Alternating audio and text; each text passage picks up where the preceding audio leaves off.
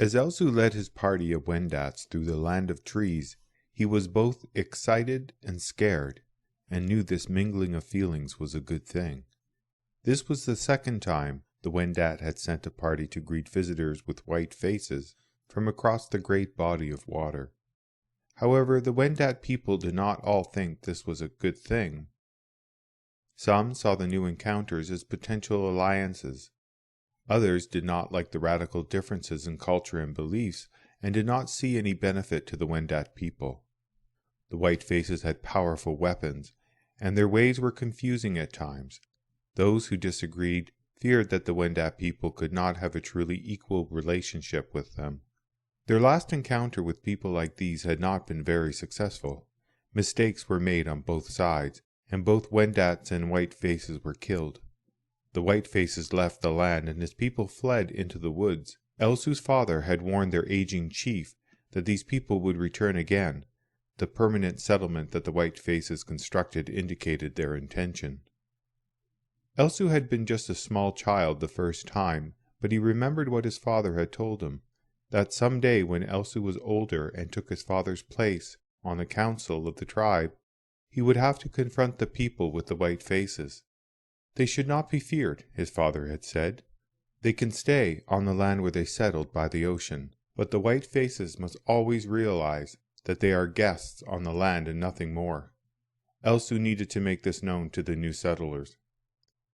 He needed to prepare himself, his people, and the white-faced leaders for the future. He could not afford to be swept away by the adventure of the trek.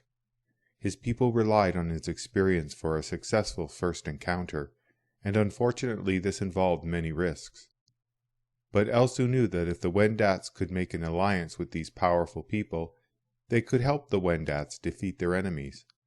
It was a hope fraught with risk, yes, but if it was carefully devised and maintained, he believed that the alliance could work. At the edges of the trees, Elsu stopped and turned to look at his party. Tema carried furs for the strangers. Kish carried the greeting staff. Traditionally, first encounters began with an exchange of gifts, with the hope that they would lead to a trading relationship in the future. The gifts tested the fairness of the other people.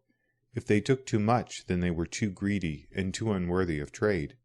If they offered too little, they were also not worthy, because they lacked the capacity to evaluate fairness. This meeting was more than a trade, Elsu thought. It was a chance to right wrongs of the past and to ensure that the future was a prosperous one for both peoples. If everything went well, a bartering relationship could develop that could lead to trade in other areas, to establish blood relations between them. But this was too far into the future and far too uncertain, Elsu reminded himself. The full day's journey through the thick brush and over the rocky land had not been easy for Elsu and his small band.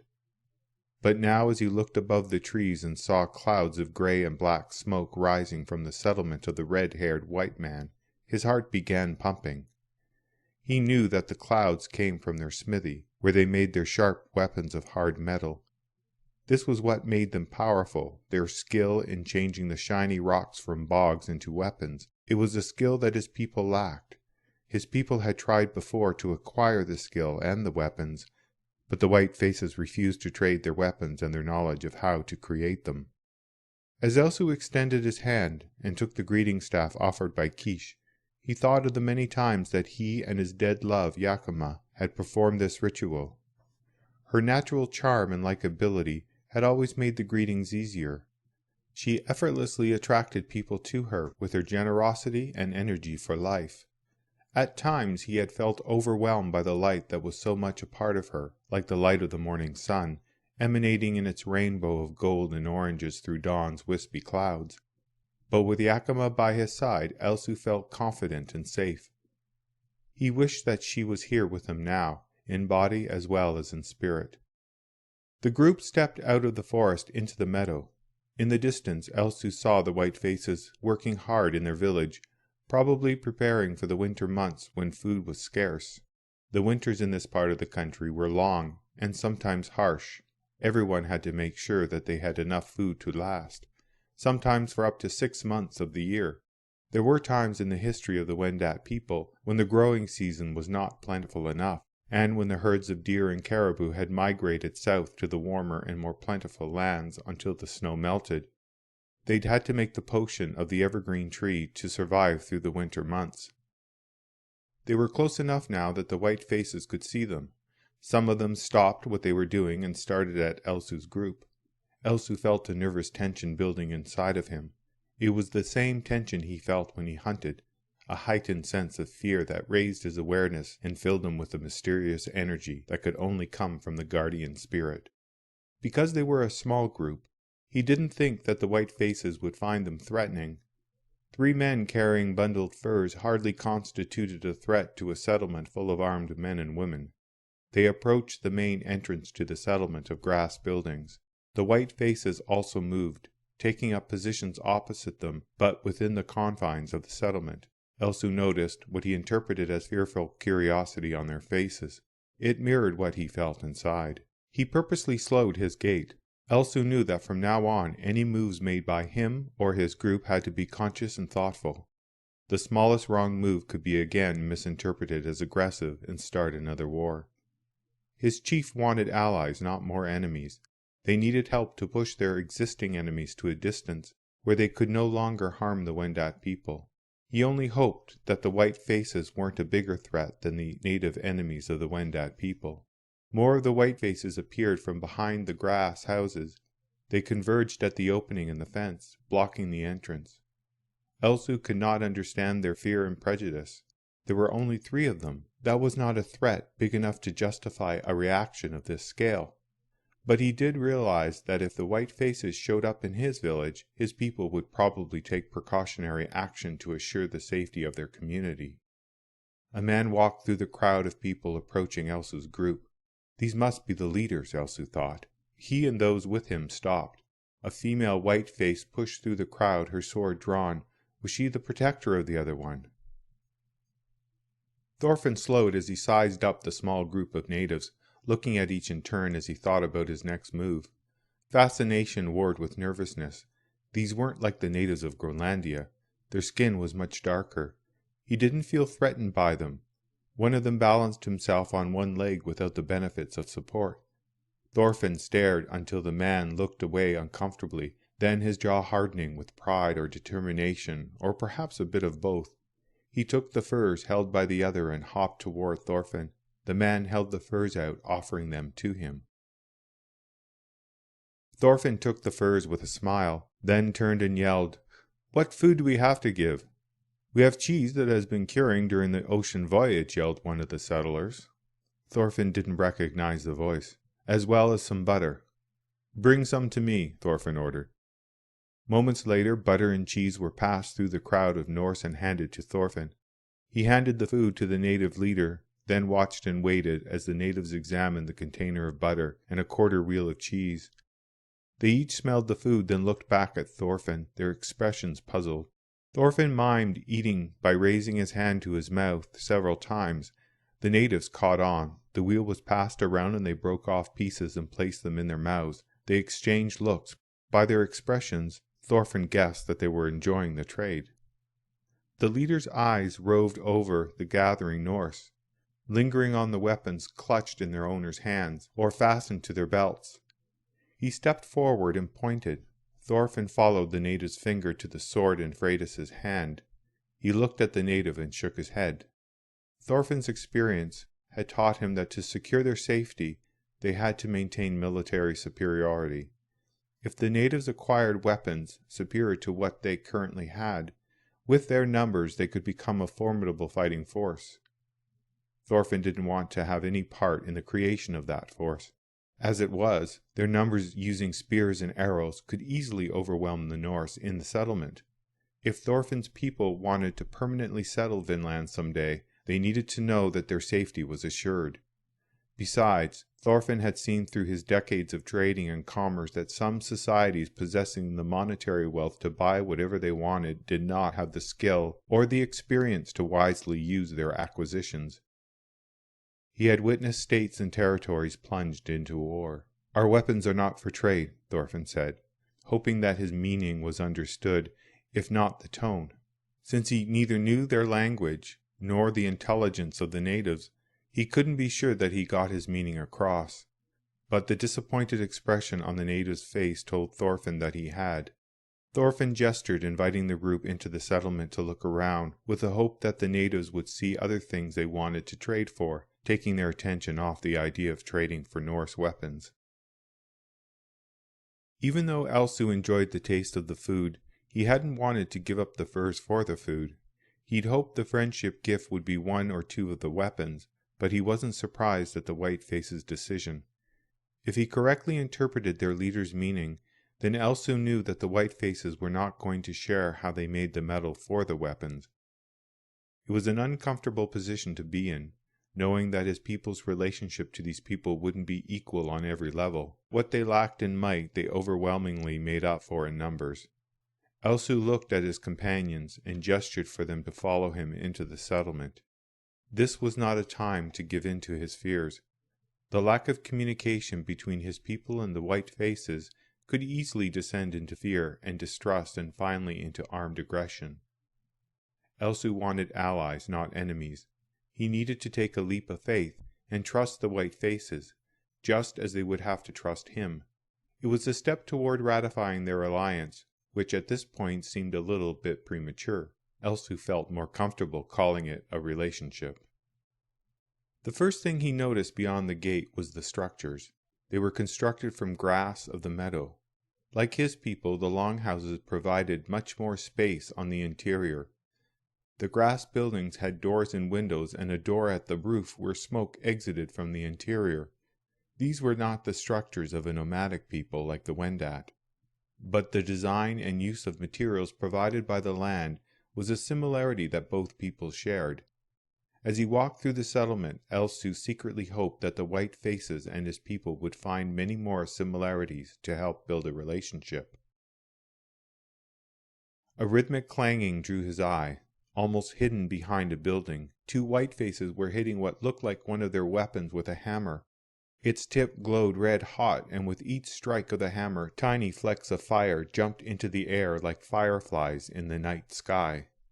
A kiln burned brightly beside them. The blows stopped, and one of the Whitefaces put the tip of the weapon back into the kiln, presumably to heat the blade up again. Elsu gravitated toward the men, hoping to learn how they were performing what he considered magic. When wood was put on fire, the flame burned to glowing embers, but then turned to a gray dust. But when this hard, shiny substance burned red hot, it didn't fall to dust. The Whiteface leader cut in front of Elsu, preventing him from getting closer to the men at the kiln. Thorfinn didn't think the native understood what he was seeing, but he couldn't be sure. Intelligence was not confined to a segment of the world.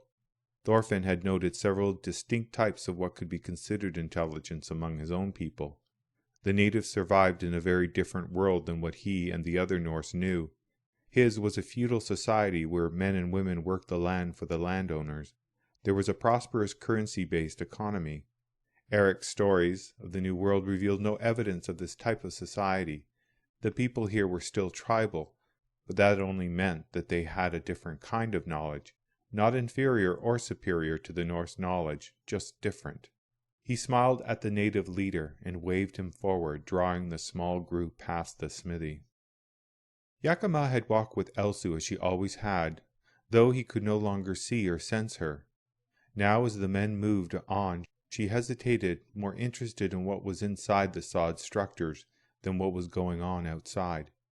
She noticed very few females in the settlement, and wondered if the Whitefaces would remain here, or if they would leave. If they were serious about staying, she found it odd that the men didn't bring more women with them. She heard muffled voices, though she couldn't understand the words that were being spoken. She did recognize that they were female. Maybe the women are in the grass structures, she thought. As she walked past the partially open door, she timorously peered into the dark interior and saw a woman pushing clothes down into a pot of hot water with a stick. The fire was low, so to keep the water hot but not boiling. Yakima stopped and watched the woman, not knowing what to do. She wanted to go in and talk to her, but she was afraid. As if she'd sensed that she was being watched, The white-faced woman turned and looked directly at Yakima. They gazed at one another for a moment, and then the woman smiled and gestured for Yakima to enter the house. Yakima squeezed through the opening afforded by the door that stood ajar and stepped into the dark interior. As she slowly approached the white-faced woman, she felt no fear. Neither did she feel threatened. It was almost as if the woman she was approaching was her friend. Gudrid had heard the commotion outside, but something inside her told her to remain where she was and to focus on her task. She sensed that natives were visiting the settlement. Leif had told stories, both humorous and otherwise, of his encounters with the natives. He'd said that they were a curious people who wanted to communicate with others, both natives of Vinland and visitors. The native woman peeking through the partially open door seemed familiar. She sensed no threat. "Come in," Gudrid said, knowing that the native woman didn't understand her, but hoping that her body language would get her meaning across. Gudrid read nervousness in the native's body language, but she didn't feel fear. Her skin was paler than Gudrid had expected. There was something so familiar about the woman, even though she was not a mirror image. Gudrid felt that she was looking at herself. She gestured for the native woman to sit down next to her. "Gudrid," she said, putting her hand on her chest. Gudrid, mimicking Gudrid's gesture. "No," Gudrid said with a smile. "I am Gudrid." She pointed at the woman and shook her head. "No, Gudrid." The woman looked blankly at her. Suddenly something over Gudrid's left shoulder caught her attention. Her eyes widened. In an instant she grabbed Gudrid's arm and pulled her closer. Gudrid didn't have enough time to feel fear until the metal pot of hot water crashed into the fire, accompanied by a whoosh of steam that jetted in all directions. As Gudrid rose from the woman's arms, the realization of the native's actions quickly overcame her. Steam filled the longhouse. Gudrid's savior disappeared into the wilderness. When the steam thinned, the native girl seemed to have evaporated along with it. Gudrid ran to the door and flung it open, hoping to catch up with the native girl, but she was gone. She noticed a commotion over by the smithy. A crowd had gathered around the entrance to the building. Tostig held a bloodied axe. Thorfinn stood next to him, looking down at a dead native. Gudrid followed others moving toward the crowd and pushed her way to the front. A one-legged native lay on the ground, his head completely severed from his body. Blood spurted from widely dancing arteries in his neck and flowed into the sooty black earth. "Thorfinn, he tried to take some weapons," Tostig was saying defensively. "He pulled out a dagger and pointed it at me." Thorfinn's face was a mask, but Gudrid knew what he was thinking. The natives would look on the killing as a sign of aggression. They now risked war with the natives, and that was the last thing that Thorfinn wanted to provoke. But it was too late now. Gudrid wondered if he'd warned them to stay away from the weapons. Probably. She knew her husband's dreams and the care he would put into fulfilling them. "Bury the body beyond the settlement," Thorfinn said. "What happened?" Gudrid asked. "Natives came to the settlement looking to trade. This one," he said, indicating the corpse, "attacked Tostig while trying to steal weapons. Tostig killed him in self-defense. The others were scared off by our bull." "Where did the woman go?" Gudrid asked. "What woman?" Thorfinn asked, frowning his confusion. There were only 3 men. "But—" Gudrid stopped, realizing what had happened. As she entered her grass house, the face of the native girl haunted Gudrid. It was as if she had been looking at a reflection of herself. Not so much in physical appearance, but in a way she knew who that girl was. The native woman was part of her waking dream. The steam from the boiling water still hovered above the cold dirt floor, like fog clinging to the air above the ocean's surface. Above it, a light grayish-white haze permeated the room. The heavy iron pot lay on its side, and the clothes had spilled out of it to lie in a puddle of mud. She could still feel a presence in the longhouse, not of a single individual, but a group of people. The room disappeared in a swirl of vapors for a moment. Then Gudrid found herself in the middle of the room, surrounded by the people that she had come to know and love. Older men talked and laughed in muted tones on the benches, discussing the day's work. She heard the crackling of the fire in the central hearth. Thorfinn lay sleeping on the bench seat, mumbling in his dreams from behind a curtain of his unwashed whitish-blonde hair. Looking down, Gudrid found her hand on a cradle, rocking a baby that she hadn't seen before. Though its face looked familiar, she felt she should know this child. Short, blonde ringlets framed its face. This baby was born in the New World, she thought. The child had many admirers, from the adopted grandmother overseeing the evening meal simmering in a pot in the center of the pit, to the ironsmiths, the hunters, the warriors, who had named him the Little Leader, to the natives who visited periodically and marveled over his golden blonde hair. They called him Rising Sun after the dawn. At his birth they had brought him gifts from their tribe, small gold nuggets, symmetrical samples of translucent quartz, and bushels of small berries and nuts. Gudrid had accepted them all. The native girl had forged a spiritual link between her and the New World peoples. There was a lingering aroma, a mixture of simmering soup, wet, matted fur from the hairs tied to the rafters, and the pungent odor of sweat, drawn forth while forging a living in a new land. It was overpowering as well as invigorating. These men and women worked and lived in conditions where the cold numbed their fingers and toes, and bullet the freezing rain pelted their rugged bodies for half the Devoe misery. It was an existence that they would not trade with any other nation they encountered. Gudrid touched her stomach and realized that the baby in the cradle was hers. "Karla," Gudrid asked the old woman stirring the cauldron, "have you ever had visions?" The woman puckered her brows for a moment, trying to think back over more decades than she could possibly remember. She stared off to a period back in time as she spoke the thought that formed and lingered in her mind's eye. "Yes, once in my life, I remember predicting the death of our king, and I remember seeing the man who had committed the murder." Her gaze sharpened on Gudrid. "Gudrid, have you been witnessing sights in your mind, sights that you are not a part of, but are nevertheless happening?" "Yes," she answered, "but since the birth of Snorri, the visions have been confined to my dreams. I don't know if they are real or the imaginings of a slumbering mind." Gudrid felt that she was a part of two worlds, a participant in the drama as well as an observer. Periods of unconscious knowing mingled with states of present being. All visions, whether they happen while you are awake or while you are asleep, are the visions of a blessed female. "Do not doubt them," Karla told her. "I feel that I have a role to play in this saga that's unfolding before me. I'm a participant as well as an observer who sees it from the beginning to the end. I've participated in 3 voyages with 3 husbands. The first with Torvald, the second was my husband Thorstein, and now Thorfinn.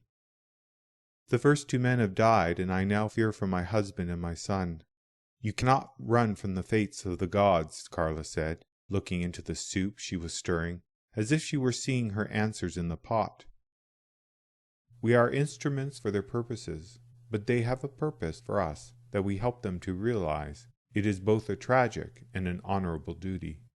"I do not want to lose my husband nor my son," Gudrid cried. Karla left her pot and came to Gudrid. "Gudrid, you will not lose your son, nor will you lose your husband. These are blessed times for you." She took a deep breath, then continued, "You did not know me before this voyage. My sister was Grimhild. She told me of a vision of her death and about this voyage made to Vinland by your husband. She mentioned the child that wasn't conceived on land. This was all given to her in a vision 2 Devoe misery ago, before she met you and your second husband, Thorstein." Gudrid knew of Grimhild. She had a reputation among her people as a seer. She had lived part of her vision. She was happy that the gods' plan for her and her family was in communion with the life they were living. Gudrid couldn't suffer another loss. She feared that she could not survive on her own with a child. As Karla moved back to the soup pot, the room quieted. Those present turned and looked at Gudrid as if waiting for her to say something, or come to some sort of decision. Gudrid looked into each of their faces, and then her eyes fell to the baby in the cradle. Snorri stared back up at her with innocent eyes. She knew what she had to do. She couldn't be a passive participant in her life. She needed to take action that would guarantee the safety of her husband and her child. They needed her as much as she needed them, and with that the vision dissipated.